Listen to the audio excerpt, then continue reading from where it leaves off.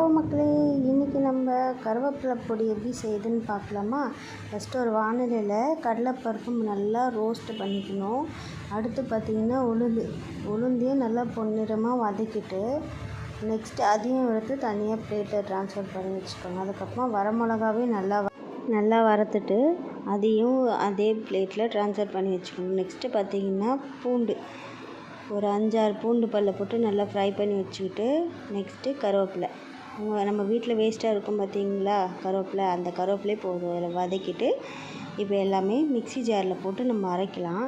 நம்ம வறுத்து வச்சுருக்க எல்லாமே மிக்ஸி ஜாரில் போட்டுட்டு கூட நம்ம கருவேப்பிலை, பெருங்காயம், என்கிட்ட தூள் பெருங்காயம் தான் இருந்துச்சு, அதை போட்டுட்டு அப்புறமா நல்லா அரைச்சிட்டு கொஞ்சம் உப்பு போட்டுட்டு இன்னும் கொஞ்சம் நல்லா இதுமாரி சாஃப்டாக அரைச்சி வச்சுக்கிட்டிங்கன்னா நம்மளோட கருவேப்பிலை பொடி ரெடி.